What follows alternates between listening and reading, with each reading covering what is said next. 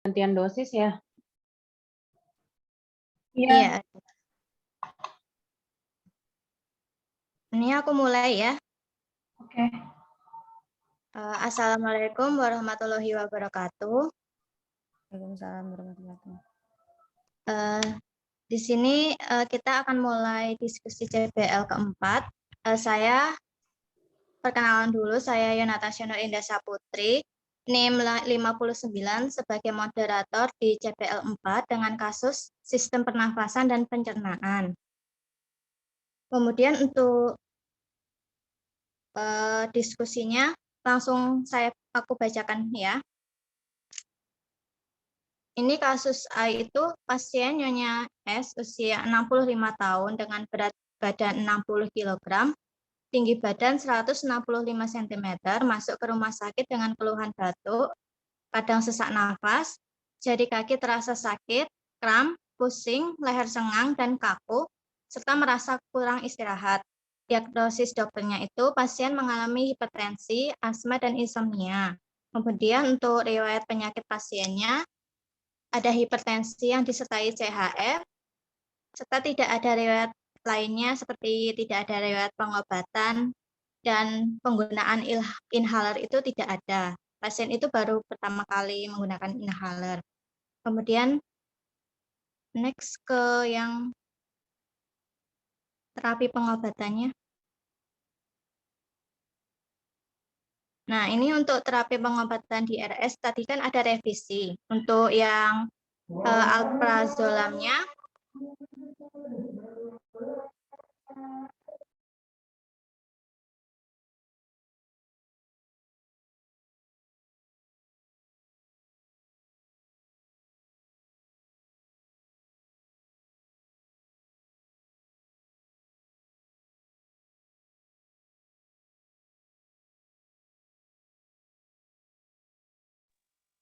Oke, saya lanjut. Untuk alprazolamnya itu 1 kali 0,5 mg.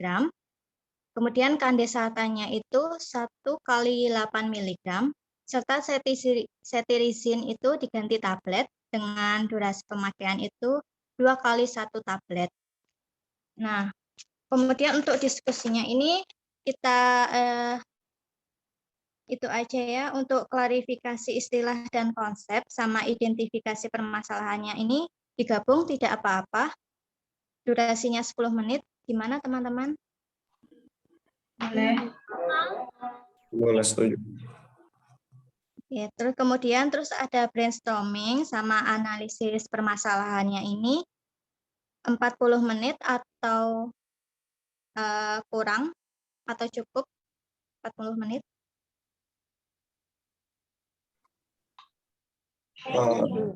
Izin sarannya mungkin lebih lama lagi, kan 100 menit juga ya waktunya. Iya. Mungkin ke sejam atau 70 menit. Saran dari aku sih.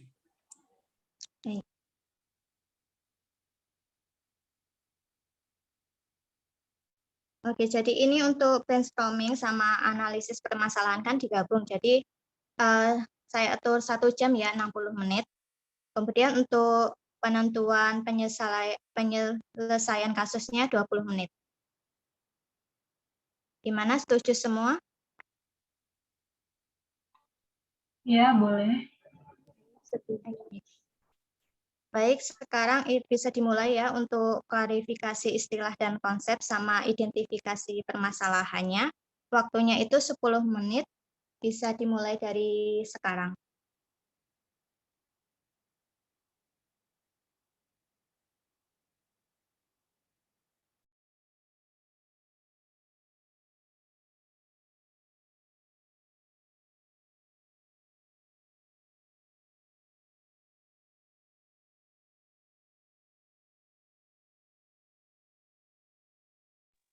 Untuk teman-teman yang mau masuk ke room atau mengutarakan pendapatnya bisa raise hand dulu atau nanti bisa itu ya, bilang nama sama NIM-nya juga. Maaf tadi klarifikasi istilah bareng sama apa ya? Aku lupa. Sama identifikasi permasalahan. Oh iya, kasih.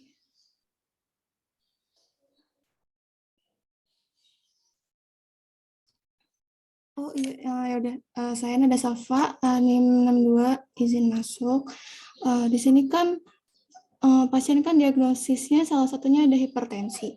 Nah, di sini juga dikatakan kalau misal pasien itu ada riwayat hipertensi juga yang disertai sama CHF.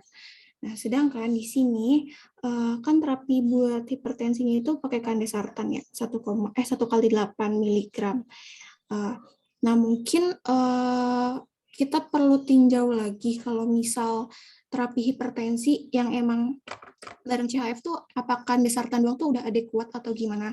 Terus juga di sini kan kita ada pertimbangan dari data juga kan ya, data TTV tekanan darahnya. Di sini kan pasien tekanan darah diastole itu kan rendah ya. Tadi aku sempat baca kalau misal tekanan darah diastole rendah tuh ada potensi juga ada efek ke kardiovaskularnya juga kalau nggak salah. Mungkin itu perlu dipertimbangin lagi buat terapinya. Mungkin dari saya segitu dulu. Terima kasih. Baik, terima kasih untuk Nada. Yang lainnya mungkin ada tambahan.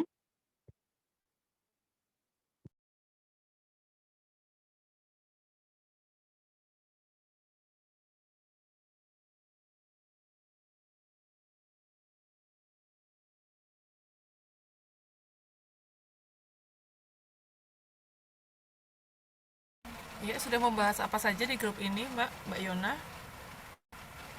Oke, ini kita baru diskusi tentang klarifikasi istilah dan konsep sama identifikasi permasalahan. Oke. Silahkan dilanjut.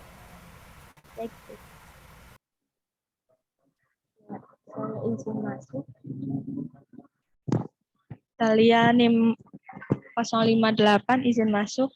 Dari perhitungan nilai CL-nya yang sudah saya hitung tadi mendapatkan hasilnya itu 52,60. Jadi pasien ini masuk ke GFR stage 3A atau middle to moderate decrease gitu.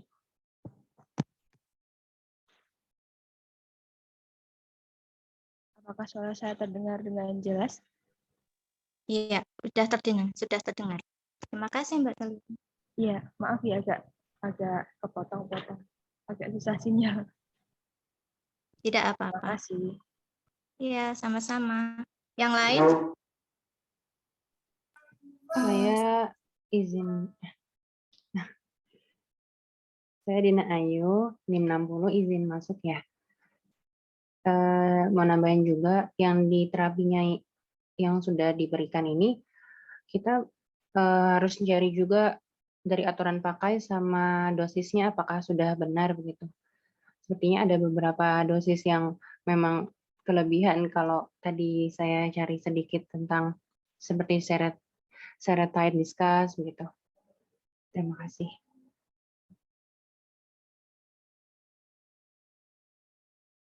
Baik, terima kasih untuk Dina.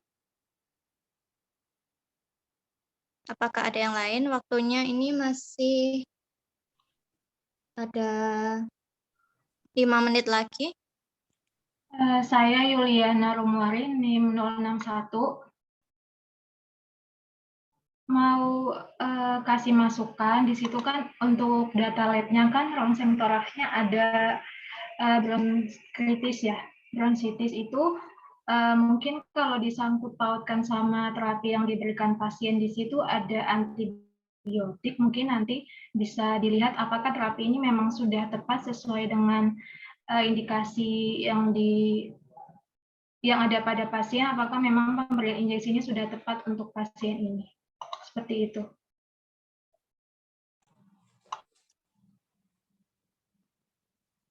Baik, terima kasih untuk Yuliana.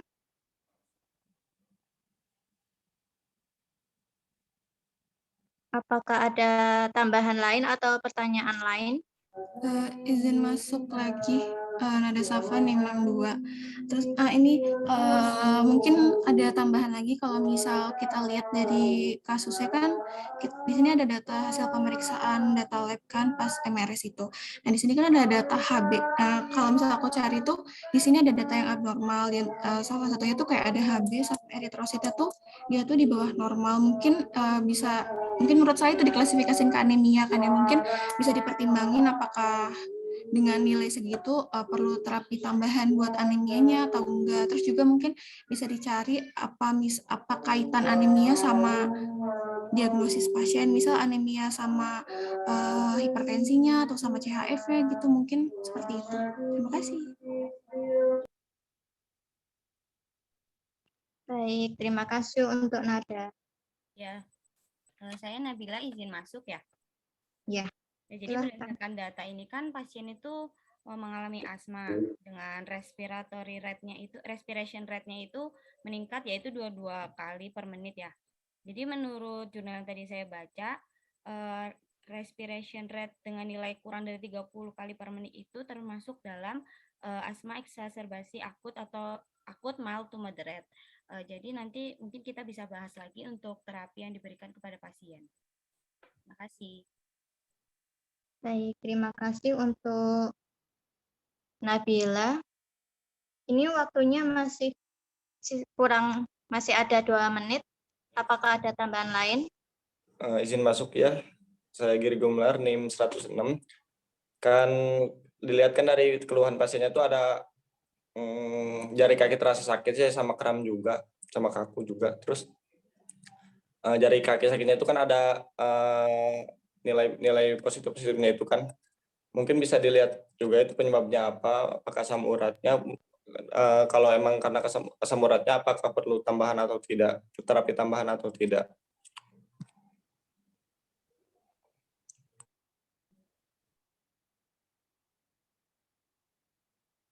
Baik.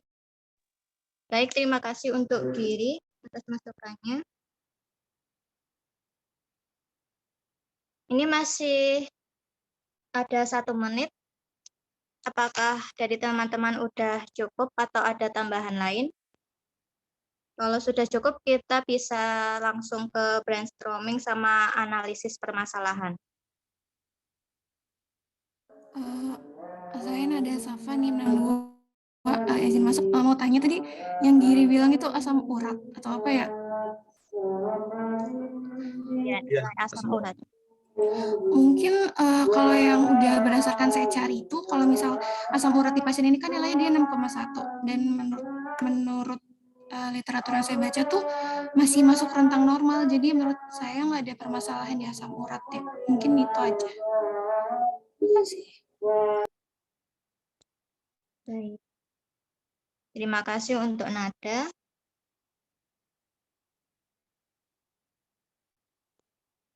Baik, ini waktunya udah habis. Kita langsung ke tahap brainstorming sama analisis permasalahan ya. Waktunya itu 60 menit atau 1 jam.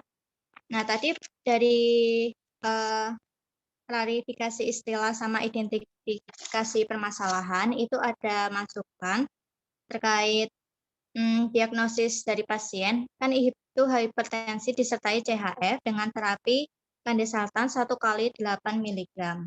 Nah, ini kalau ditinjau dari terapi hipertensi disertai CHF, itu apakah kandesaltan itu bisa di terapi tunggal atau kombinasi, sedangkan ini kan pasien juga diastolnya rendah. Kemudian yang kedua itu dari perhitungan CL-CL-nya dari pasien, yaitu pasien mengalami GFS state 3A. Kemudian ada juga untuk terapi pasien, ini kan perlu diketahui aturan pakai sama dosisnya itu apakah sudah benar atau belum. Kemudian untuk terapi rongseng toraknya itu ada bronkitis ya. Nah, ini kan pasien mendapatkan terapi injeksi ceftriaxone yaitu antibiotik. Nah, apakah ini sudah tepat atau belum untuk pasiennya? Kemudian untuk data laboratorium pasien, ini pasien juga HB-nya turun, eritrositnya juga turun. Nah, ini apakah kita perlu dilakukan terapi tambahan untuk anemianya? Terus ada hubungan tidak anemia dengan hipertensi? Kemudian untuk asmanya itu dari pasien itu 22 kali per menit. Berdasarkan literatur itu kan pasien dengan kurang dari 30 kali per menit itu kan merupakan asma ekstubasi akut to moderate. Jadi kita perlu tahu apakah terapinya itu sudah benar atau belum.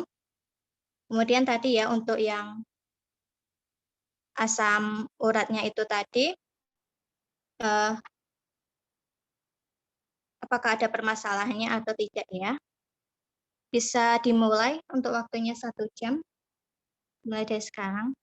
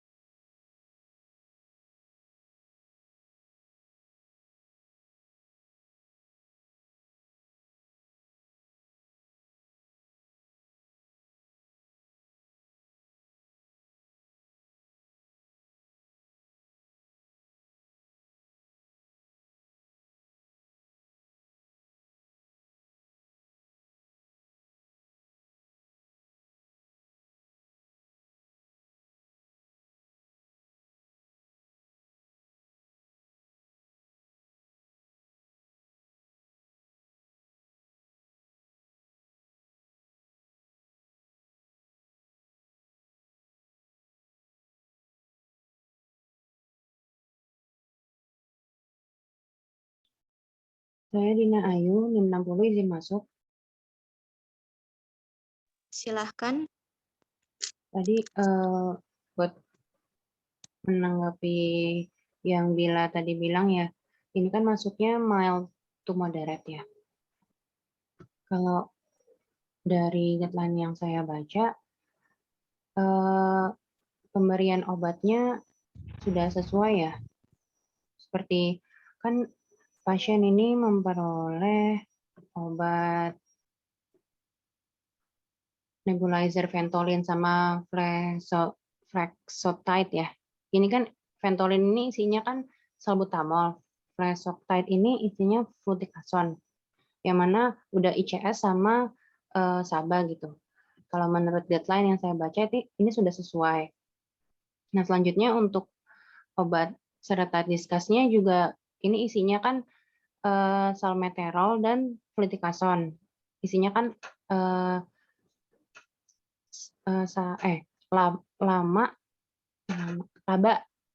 laba dan ICS ya. Ini juga sudah sesuai gitu.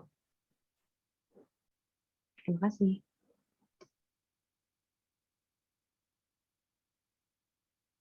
Baik, terima kasih untuk Tina. Dari teman-teman, apakah ada tanggapan lain?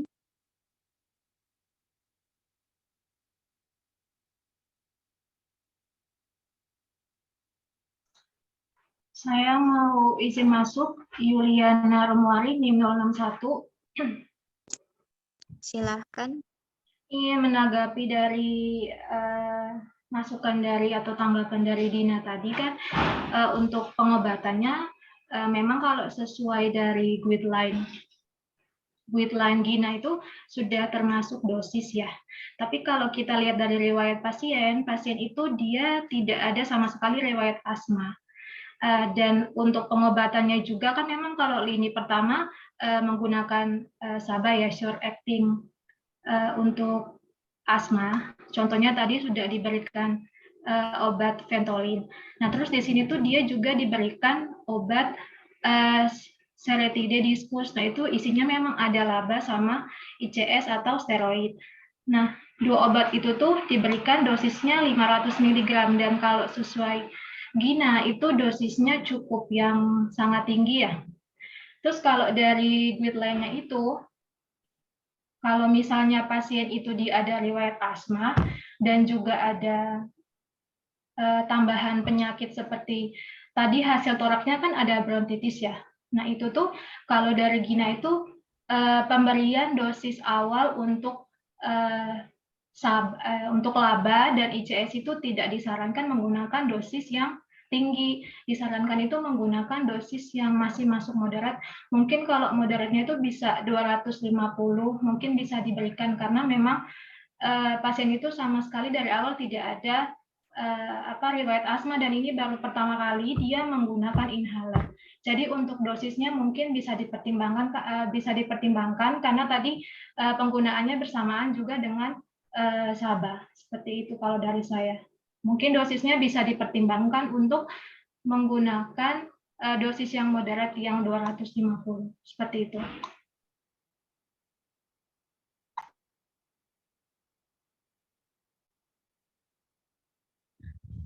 Baik, terima kasih untuk Yuliana. Saya Dina Ayu NIM 60 izin masuk. Silahkan. Kalau dari Gina dosis 250 masih low dosis ya? Yulia. Ya, kalau di Gina halaman berapa ini? Sebentar. Berarti kita masuknya low ICS kan? Bukan medium gitu. Iya, dia itu kalau misalnya pasiennya ada asma sama COPD, nah COPD itu salah satunya juga bronkitis tadi, itu tuh sangat tidak disarankan untuk laba dosis tinggi. Berarti maksudnya sarannya penurunan dosis kan? Sarannya itu penurunan dosis yang Sarannya itu penurunan dosis yang seretidediskus yang 50 per 250 mcg. Kalau yang diberikan di kasus itu kan 500. Nah, 500 itu isinya 500 laba sama 500 dari ICS. Nah, kalau misalnya mau diturunkan dosis, mungkin bisa diganti yang 50 per 250 mcg. Seperti itu. Soalnya dia itu ada penggunaan juga sama yang SABA itu, yang Ventolin itu. Jadi kalau semuanya sama-sama menggunakan dosis yang besar, itu tuh takutnya itu malah bukan menyembuhkan, tapi takutnya malah ada efek yang lain. Soalnya ini pasiennya tuh baru pertama kali menggunakan inhaler dan baru pertama kali juga dia didiagnosis asma seperti itu. Kenapa nggak pakai yang 100 aja kan 100 paling kecil tuh?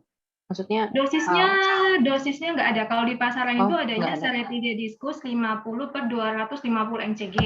Nah, itu tuh yang paling kecil itu. Isinya itu salmeterol yang 50 mcg sama VP yang 250 seperti itu. Makanya tadi saya pilihnya yang 50 per 250 dosisnya. Oke.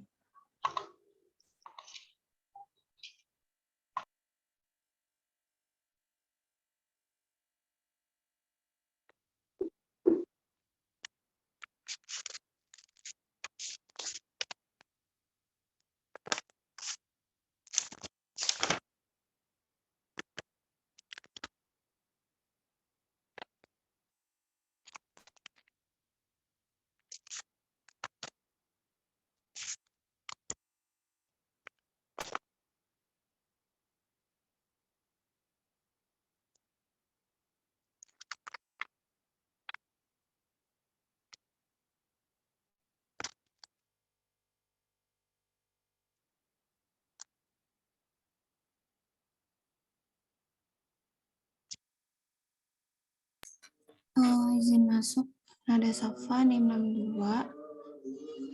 Ya, silahkan masuk. Kalau saya sekarang mau tadi kan udah bahas asma ya, mungkin sekarang saya mau nyinggung yang hipertensinya.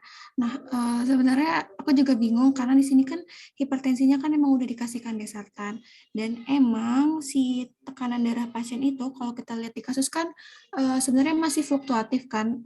Di hari pertama kan emang tinggi, terus hari kedua itu turun, hari ketiga itu naik lagi kalau nggak salah, dengan kondisi diastol yang rendah banget gitu. Nah, kalau misal terkaitkan desartan, di sini kan tadi pasiennya kan emang ada riwayat CHF. Kalau misal yang saya baca itu, kalau misal hipertensi yang disertai CHF itu untuk kandesartan itu emang aman, tidak apa-apa.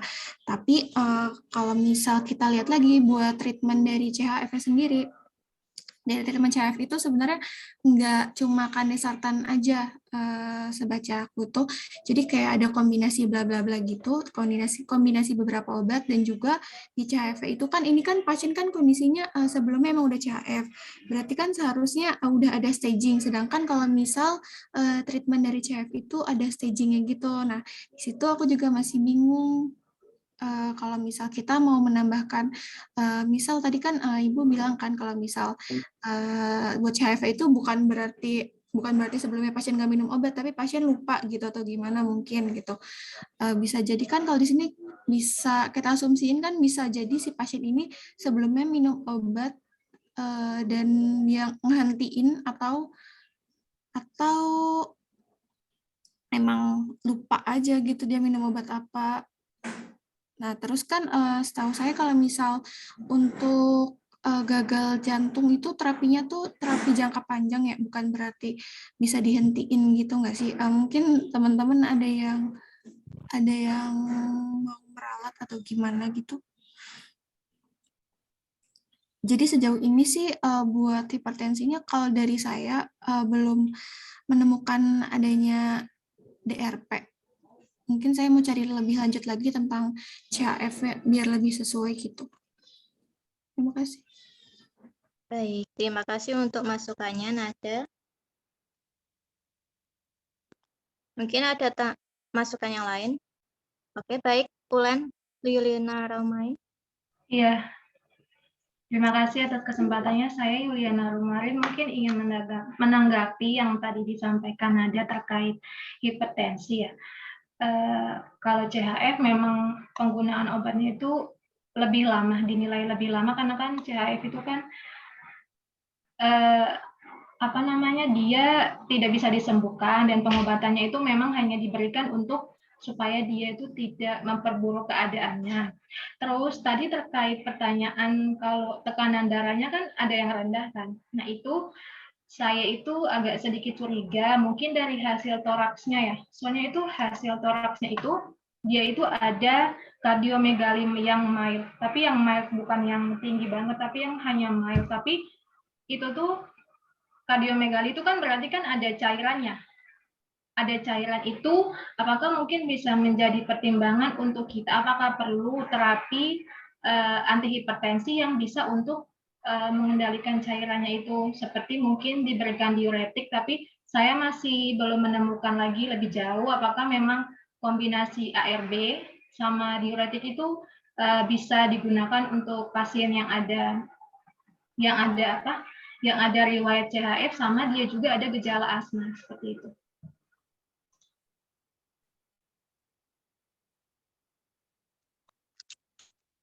Baik, terima kasih untuk masukannya, Yuliana. Jadi ini tadi sejauh ini sudah ada itu ya, jawaban dari identifikasi masalahnya. Ini belum ada DRP dari hipertensi, yaitu masih bingung terkait pengobatan hipertensi yang disertai CHF. Nah, kalau dari Yuliana tadi, berdasarkan rongsen toraknya, kardiomegalimit itu apakah ada cairnya atau tidak. Kemudian kalau ada cairnya biasanya di terapi diuretik. Nah, ini tuh apakah untuk CHF dan asma itu apakah bisa diterapi ARB dikombinasikan dengan diuretik? Itu masih kita cari untuk nanti. Kemudian untuk yang asma tadi, berarti untuk DRP-nya ini hanya penurunan dosis ya?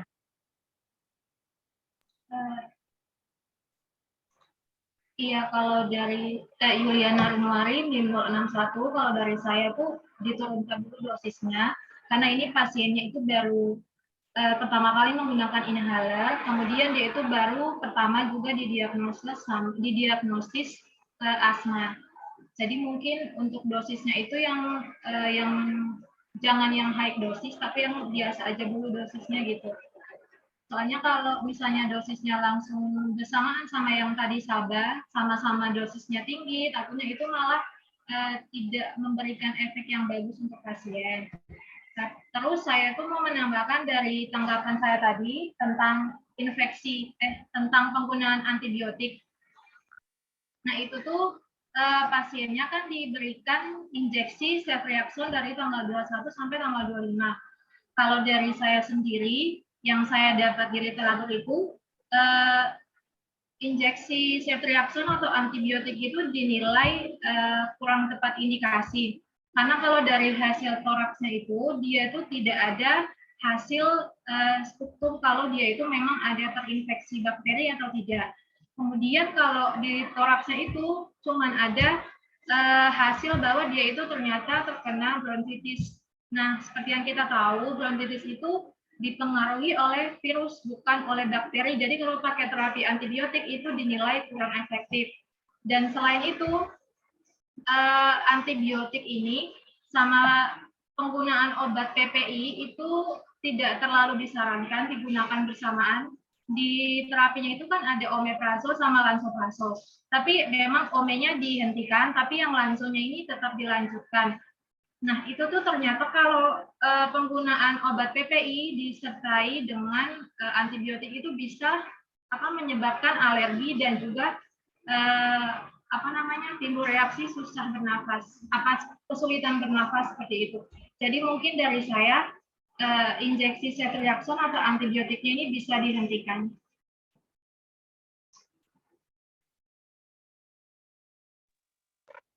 Baik, terima kasih untuk masukannya Yuliana. Kemudian ini ada beberapa yang belum kita bahas.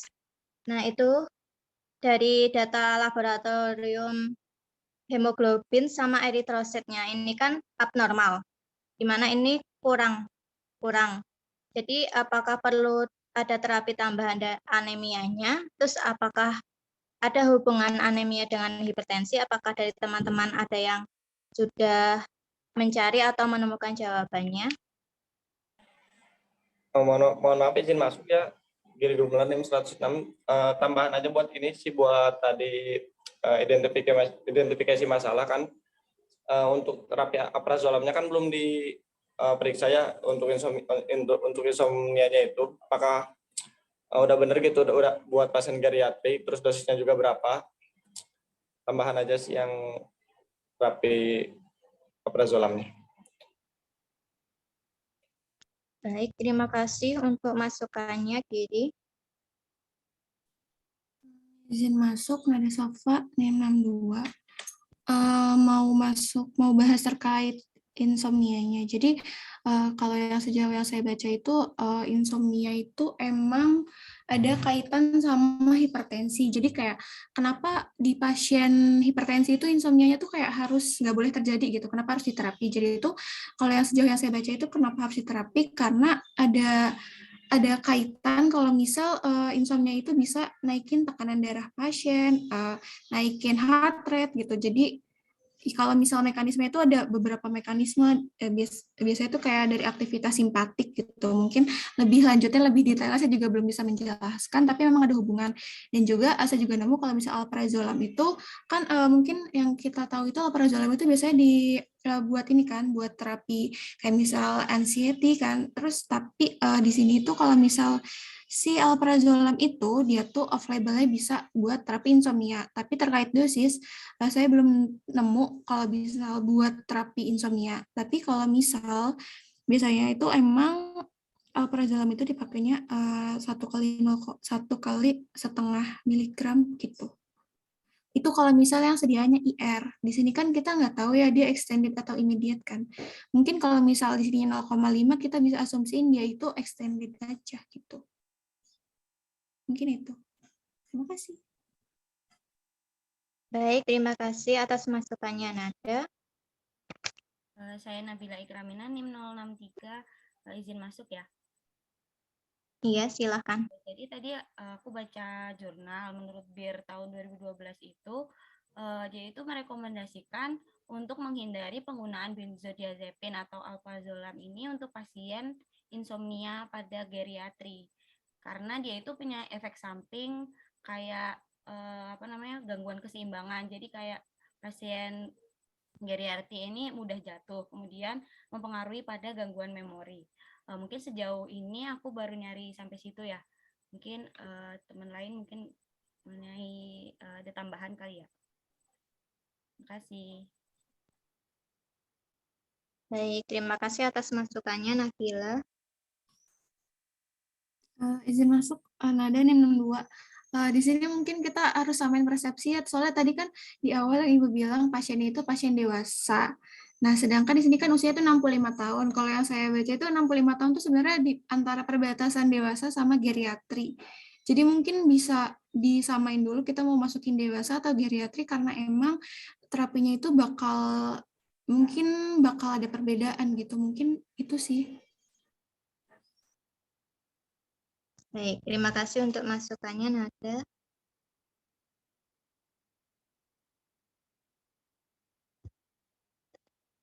Jadi untuk terkait masukan dari Nada ini kita asumsikan pasiennya itu dewasa atau geriatri. Jadi dari teman-teman itu sepakat dewasa atau geriatri?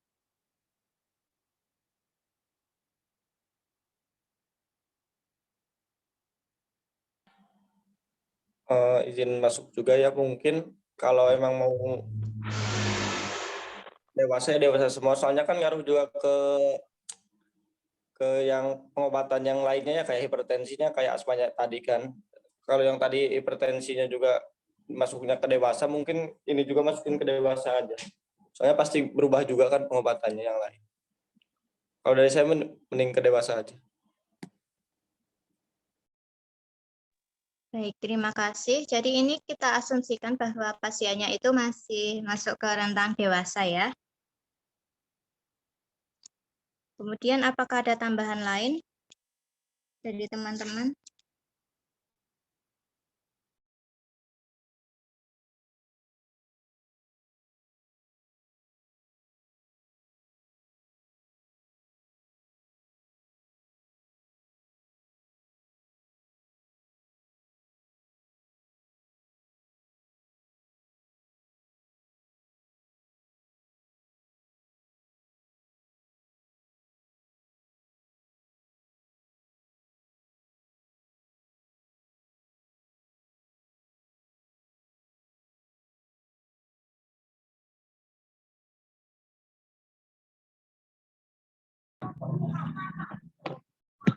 Saya NIM 058 mau izin masuk.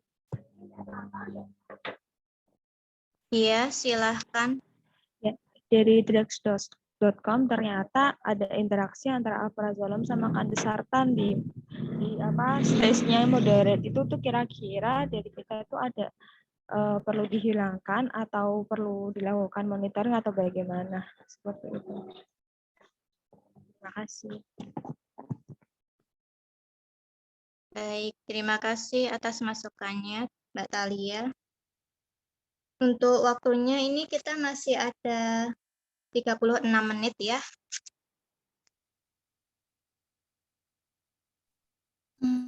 Nada Sofwan yang 62 izin masuk, izin menanggapi tadi pernyataan Mbak Thalia.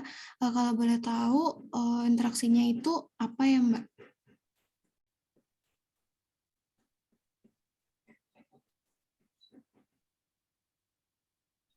Interaksinya moderate. Alprazolam sama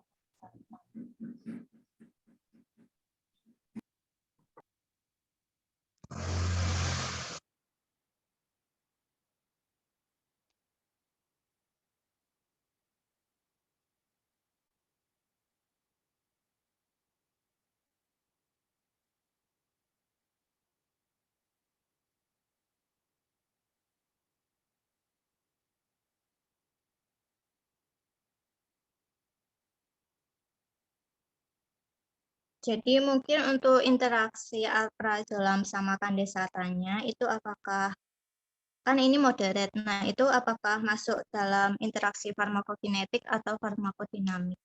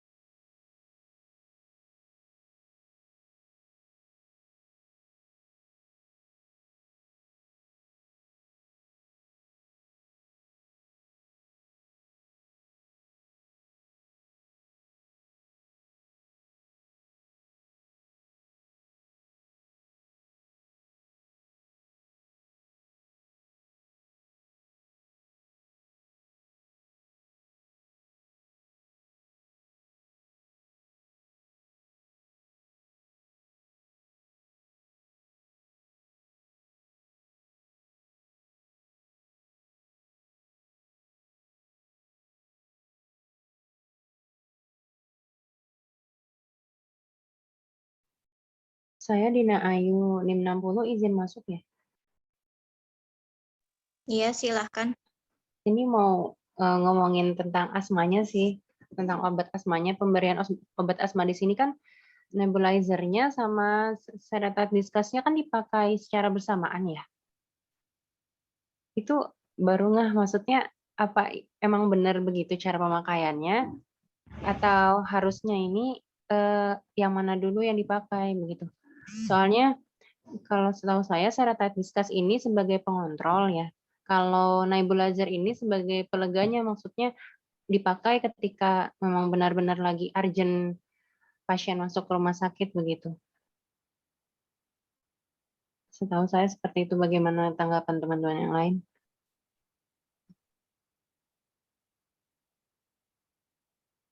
Baik, terima kasih untuk masukannya, Dina. Mungkin ada sanggahan dari teman-teman.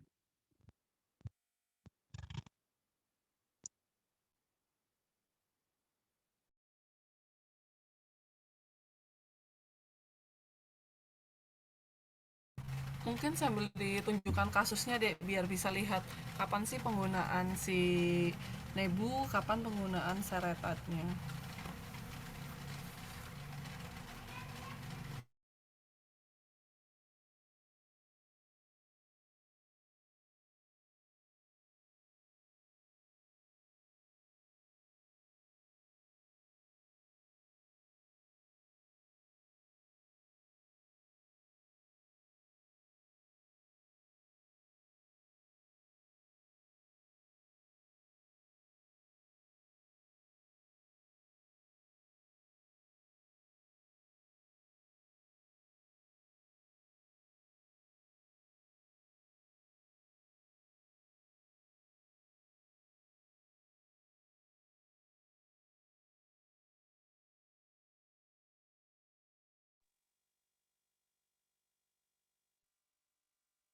Baik, kalau berdasarkan kasus itu, penggunaan nebulizer Ventolin itu digunakan 3 kali 1.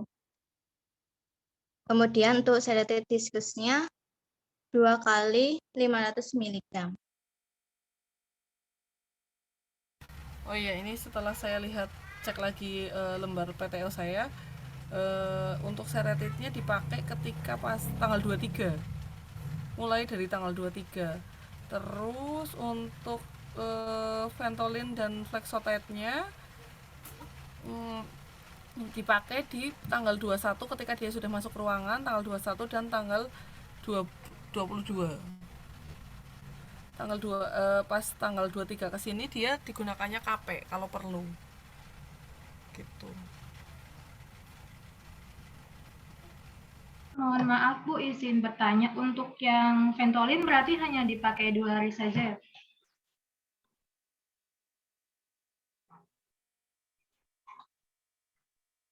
Kalau yang di sini sih dari kasus saya yang saya lihat dipakainya 2 hari, 21, 22. 23-nya kayaknya udah mulai nggak dipakai. Langsung ganti seretet.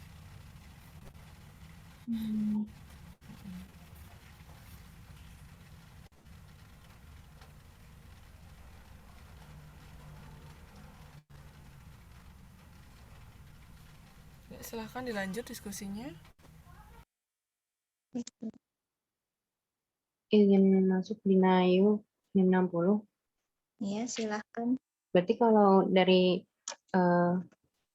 yang tadi Ibu jelaskan tadi berarti sudah sesuai ya menurut saya. Yang saya sudah cari soalnya kalau nebulizer ini sebagai pelega dan dipakainya tuh ketika memang pasiennya lagi kambuh begitu. Kalau untuk seretat diskasnya ini untuk pengontrol begitu. Terima kasih.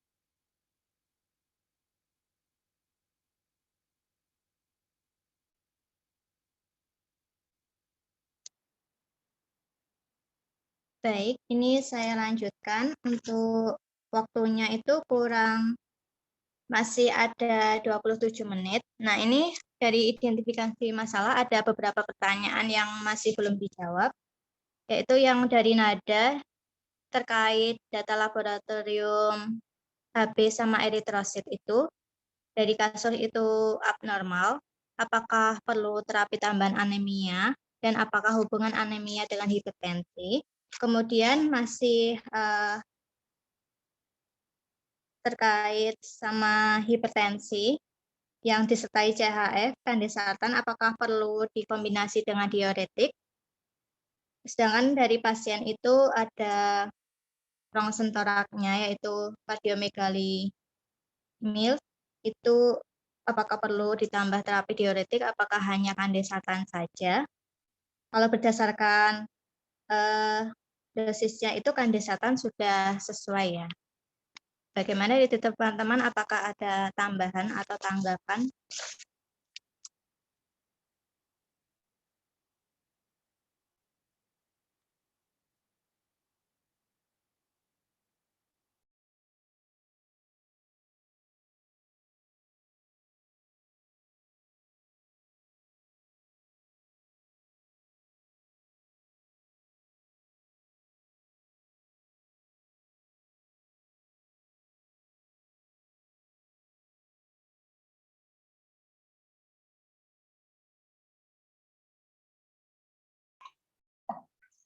Saya Yuliana Romualin, NIM 061, ingin menanggapi tadi yang terkait anemia sama apa tadi. Kalau dari saya sendiri sih, anemianya itu mungkin dikarenakan pasien itu dia itu ada apa namanya, seperti cemas itu loh. Dia itu mungkin karena ada cemas. Nah, kalau yang saya baca di guideline, apa namanya, reaksi cemas pada pasien ini disebabkan juga salah satunya itu karena dia ada apa namanya, asma. Nah, kalau dari saya, insomnia maksudnya. Dia itu insomnia itu salah satunya itu karena asma. Dan apa namanya, insomnianya itu mungkin yang menyebabkan dia itu kekurangan HB. Nah, tapi kalau HB-nya itu kan masih 10,5 ya. Nah, kalau dari saya mungkin kalau terapi anemianya itu mungkin bisa diberikan suplemen saja, dan untuk untuk mengatasi insomnianya itu mungkin ada hubungannya sama tadi pemberian terapi alprazolam ini untuk mengatasi kecemasan pasien seperti itu. Tapi kalau yang saya baca dari jurnal-jurnal itu alprazolam ini aman digunakan untuk pasien yang asma. Tapi untuk dosisnya saya masih belum menemukan apakah memang dosis 0,5 mg itu sudah tepat atau belum.